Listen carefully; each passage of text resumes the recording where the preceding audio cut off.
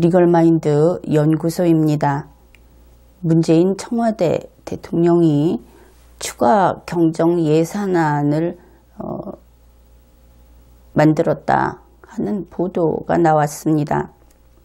이것이 국회에서 통과되면 정부가 지방하고 청년층에게 3조 9천억 원의 돈을 나눠주게 된다고 합니다. 이 뉴스의 의미, 그것을 한번 함께 생각해 보기로 합시다. 만일 문재인 청와대 대통령이 헌법과 법률을 준수하는 모범적인 법 로봇이다 하고 가정을 해봅시다. 그렇다면 이와 같은 그의 결정, 정부의 이와 같은 행보는 어쩌면 주권자의 명령에 따라 열심히 일하는 것이다. 그렇게 볼 수도 있습니다. 그렇더라도 이상한 부분이 있기는 하지요. 지방선거를 한 달 남짓 앞두고 지방과 청년층에게 돈을 나눠주겠다고 하는 것이 이상한 점입니다. 여기에서 의심할 수 있는 것이 첫째, 돈 선거가 되겠죠. 그리고 또 한 가지, 만일 이 추가 경정 예산안이 국회에서 통과가 되지 않으면 정부는 국민에게, 지방과 청년에게 돈을 주고 싶어 했는데 야당이 반대해서 줄 수 없다 하는 선전 도구로 쓸 수 있을 겁니다. 바로 선거 전략으로 아주 주요한 그런 것이지요. 이것을 어떻게 풀이할 것인가 하는 것은 문재인 청와대 대통령이 헌법과 법률을 준수하는 공무원인가 아니면 그렇지 않은가에 따라서 완전히 극과 극의 풀이가 가능해집니다. 그러면 여기에서 이 지방, 문재인 청와대 대통령이 돈을 주겠다고 하는 지방은 어떤 지방인가 하는 것을 검토하기로 합시다. 이 지방은 고용위기지역으로 지정된 그런 지방입니다. 경상도에 5군데, 전라도에 1군데, 이렇게 총 6군데입니다. 경상도라고 해도 경상남도에 집중되어 있습니다. 경상남도에 4군데, 거제, 통영, 진해, 고성. 진해는 지금 창원시 진해구로 되어 있습니다. 그 다음으로 경상도에 광역시가 한 곳이 있는데 그것은 울산 동구입니다. 이렇게 경상도 지역에서 5곳을 고용위기지역으로 지정했고 전라도 지역에는 1곳을 지정했습니다.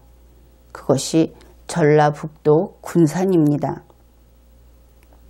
그런데 이 군산의 경우에는 고용위기지역으로 지정돼서 지원을 받고 또 산업위기 대응 특별지역으로 지정돼서 또 이중으로 지원을 받습니다.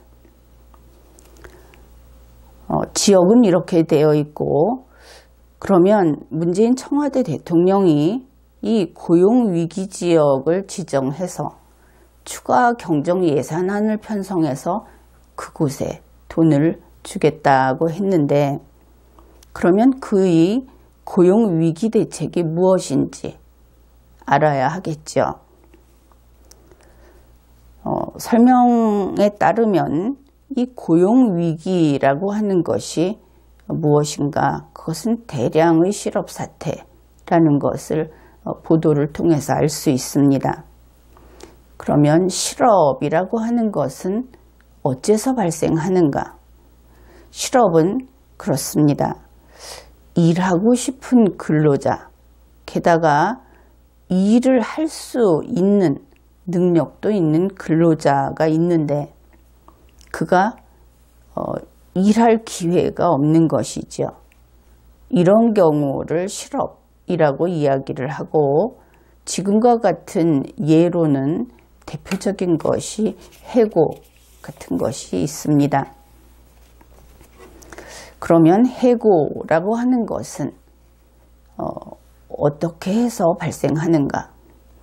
우리나라에서 이런 고용이 된다든지 해고된다든지 혹은 기업이 성장을 한다든지 그렇지 못하다든지 하는 것들을 기업주가 나빠서 그렇다. 근로자가 무능해서 그렇다. 이런 식으로 사람을 의심하는 것은 좋지 않습니다. 누구나 다 합리적으로 생각하고 성실하게 살아가고 그리고 긍정적으로 문제를 해결하려고 하고 있다 하는 것을 전제해 놓고 가야 한다. 이것을 밝혀두겠습니다. 그래서 기업은 생산을 많이 할 때는 근로자를 많이 고용하겠지요. 생산을 적게 할 때는 근로자를 적게 고용할 겁니다. 이 해고라고 하는 것은 그렇다면 일단은 생산을 많이 하는 그런 상황이 있어야 하겠죠.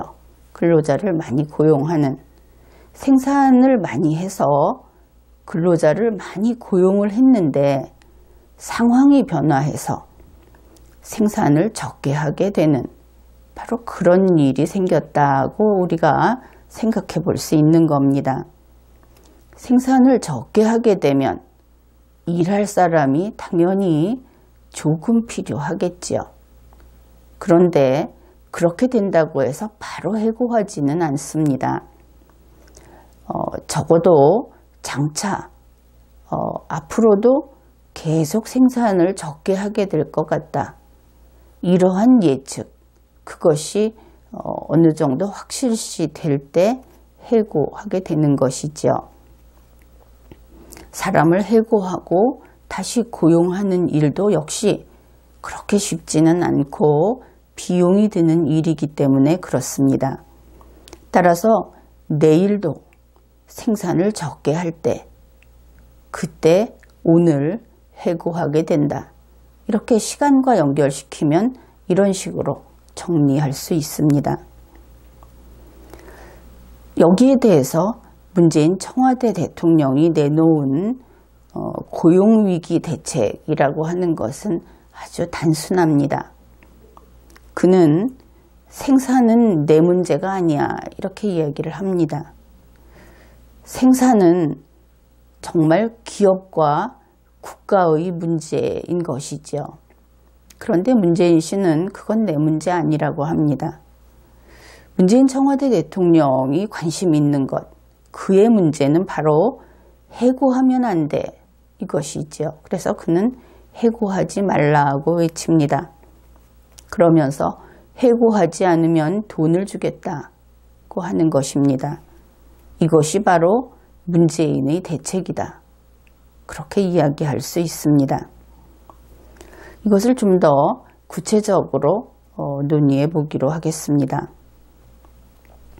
근로자가 1000명이 있는 기업이 있습니다. 지금까지는 1000명이 1000단위를 생산을 했는데 할 일이 반으로 줄었습니다.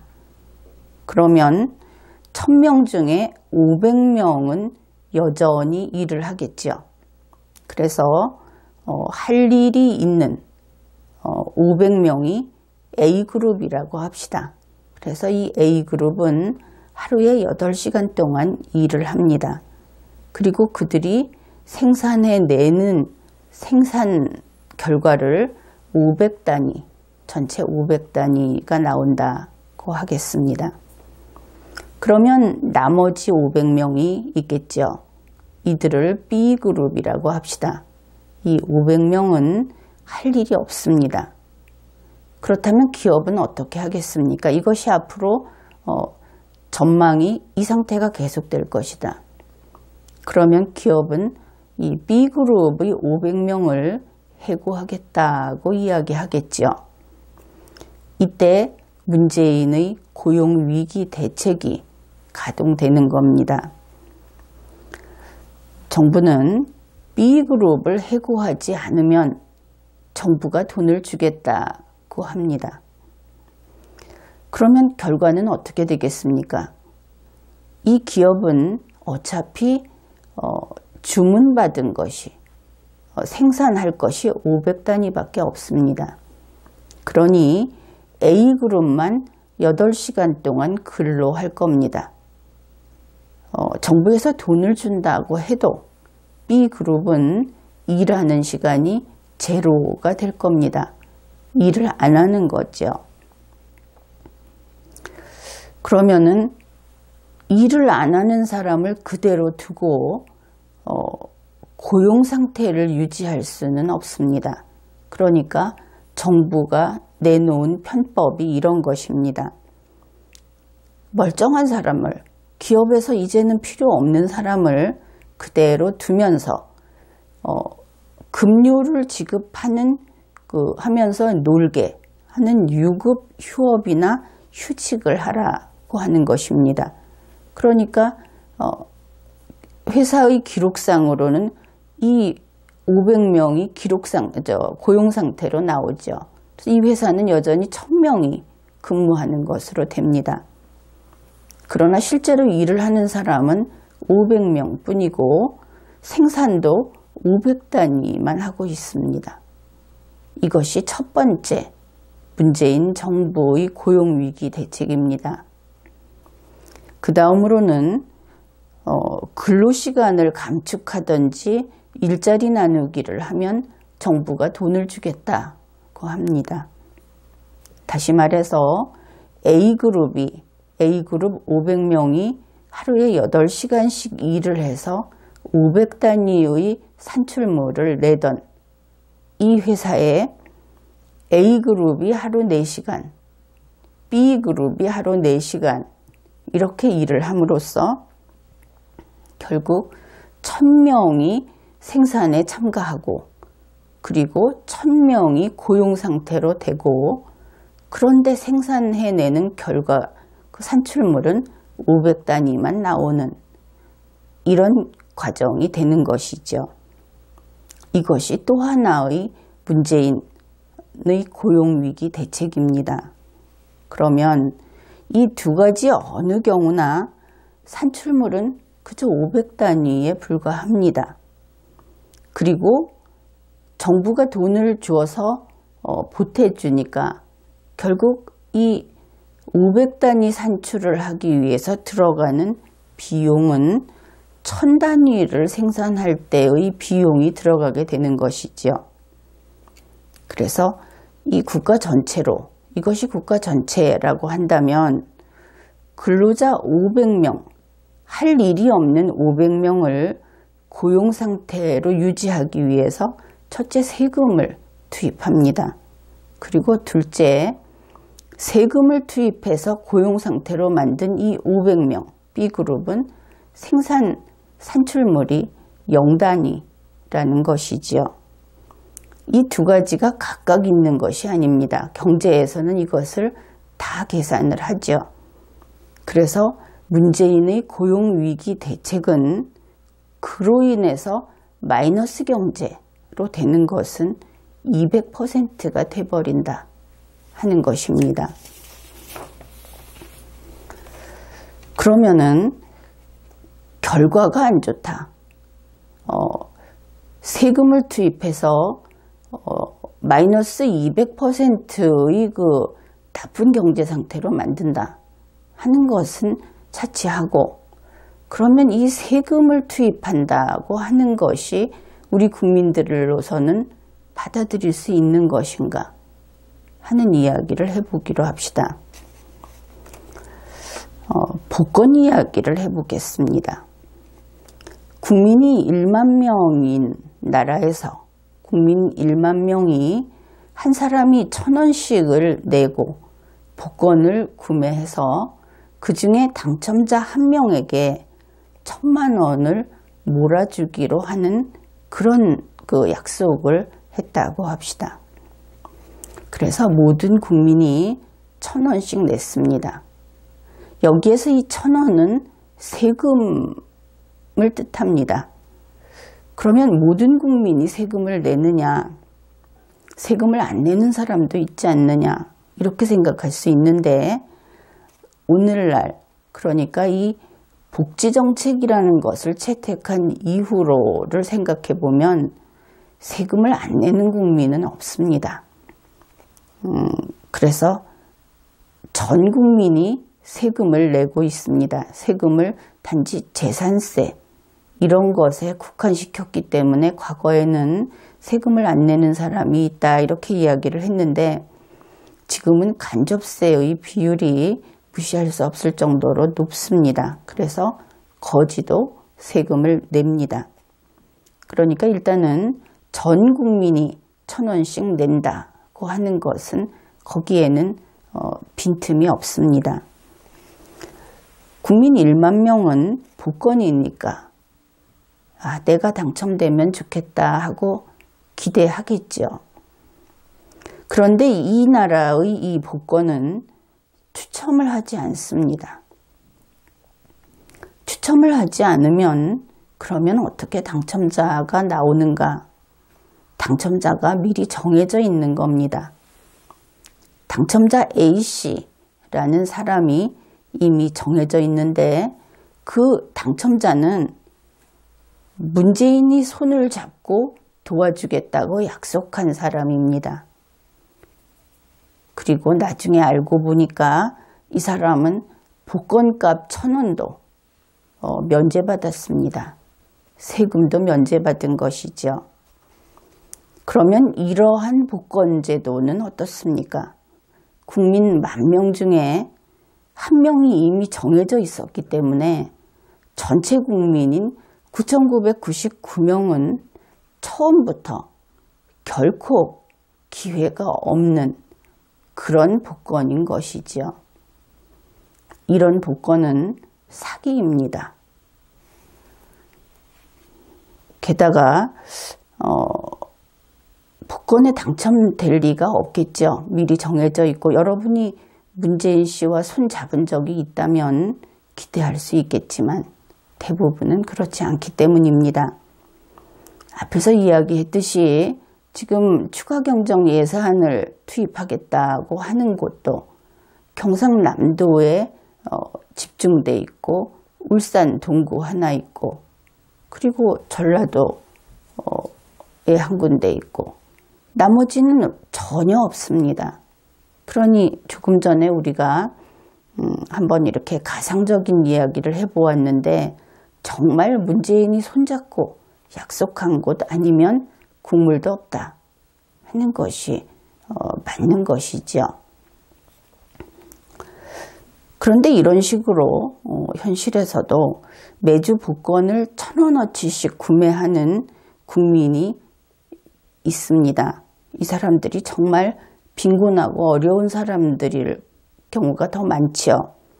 그러면서 평생 한 번도 당첨이 되지 못하고 그렇게 일생을 마치는 우리 국민들도 대단히 많이 있습니다. 그런데 그 이유를 지금 생각해 보면 결국 문재인이 손을 잡고 약속해주는 그러한 특혜를 받지 못해서 그렇게 된 것이다. 그렇게 이야기할 수도 있겠다 하는 생각이 듭니다. 결국 이러한 상황이라고 했을 때 국민 1만 명 중에서 9,999명은 불충족하게 느낄 겁니다. 그 중에는 분노하는 사람도 적지 않겠죠. 그러면은 문재인 청와대 대통령은 왜 이런 짓을 하는가? 대한민국 헌법과 법률 하에서 대통령에게 허용되지 않는 이러한 직권남용을 하고 있는가? 어째서 21세기에 이런 왕노릇을 하고 있는가 하면 문재인 씨는 이렇게 이야기할지도 모릅니다. 그래도 1천만 원을 A씨에게 줌으로써 A씨의 생활이 나아지기를 바랬다. 이렇게 이야기할 수 있을 겁니다. 그의 그러한 그의 마음을 믿어줄 수는 있습니다. 그러나 대통령이라는 공무원이 그런 식의 방법으로 국정을 운영했을 때 결국 현안을 해결하지 못하지요. 또한 국민들이 배신감을 느끼고 분노하게 됩니다.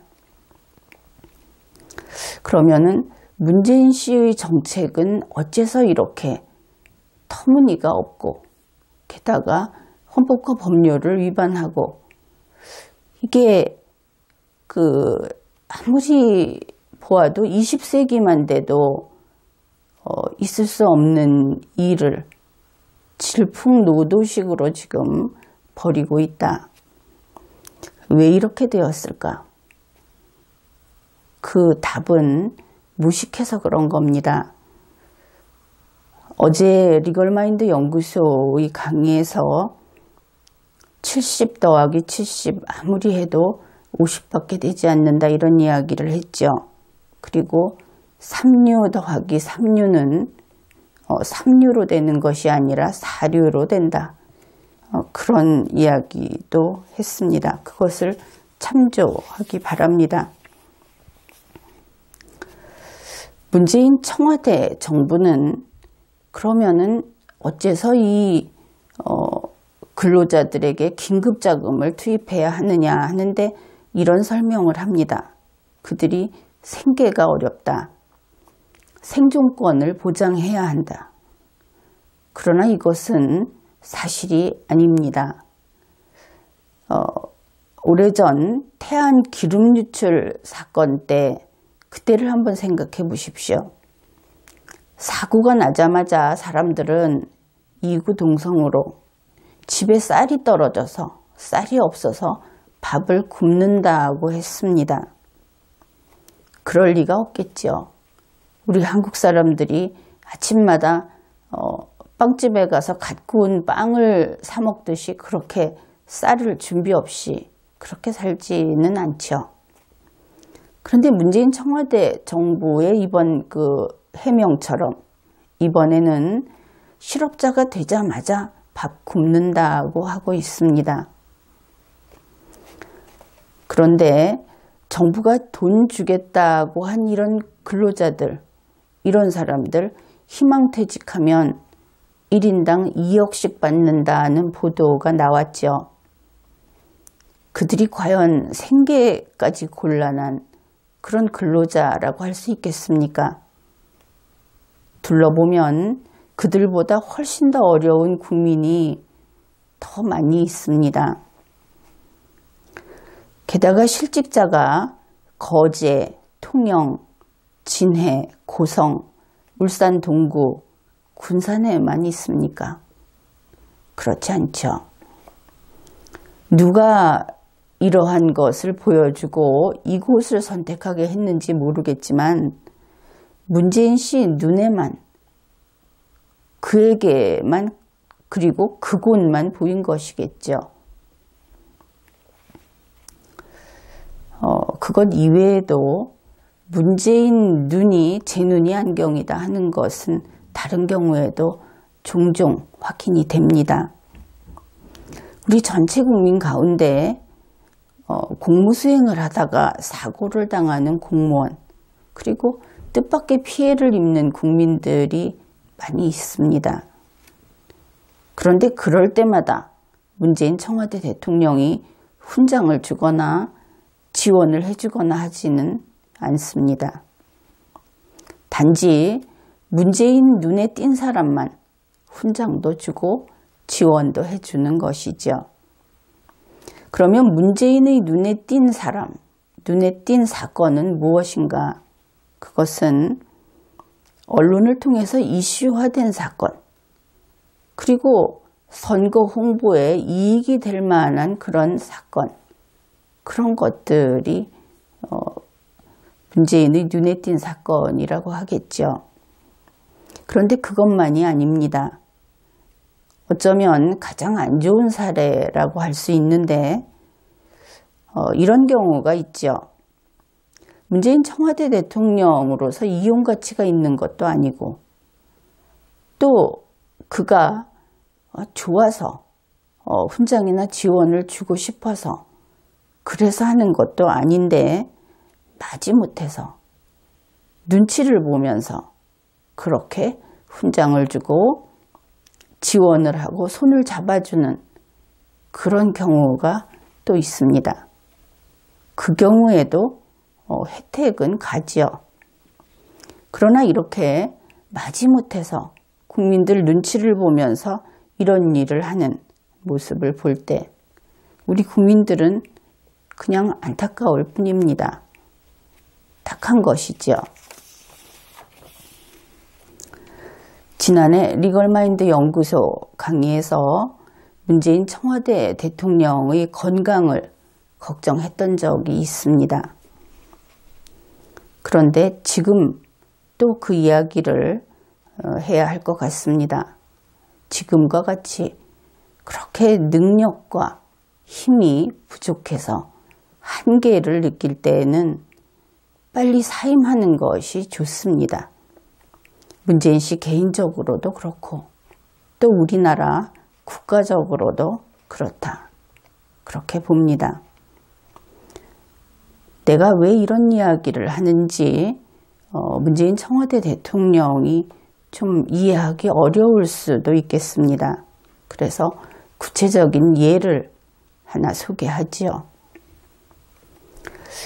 2017년에 그때는 대통령 보궐 대통령에 취임하기 전이니까 문재인 씨라고 부르는 것이 바른 호칭이겠죠. 2017년에 문재인 씨가 사다리 타기를 못한다 하는 것이 전 국민 앞에 공개된 적이 있습니다. 문재인 씨 그때 사다리 타기를 못했지요. 그것도 끝까지 못했습니다.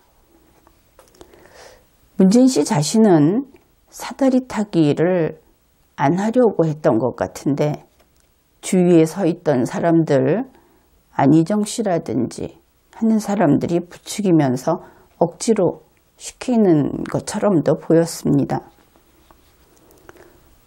그래서 그때 도저히 못하니까 옆에서 마치 어린아이 손잡고 걸음마 하듯이 조언도 해주고 그렇게 했지만 사다리 타기에는 실패했습니다. 사회자였던 정관용 교수가 일일이 짚어가면서 실제로는 입으로 사다리 타기를 대신해 줬지만 문재인 씨 스스로는 끝까지 절대로 성공할 수 없었습니다. 지금도 그때와 똑같습니다. 생산하지 않는 기업, 일하지 않는 근로자, 이것을 국민 세금으로 억지로 유지시키면서 고용되어 있는 사람의 숫자만 높이 유지하려고 하는 것, 이렇게 숫자로 국민을 속이는 것,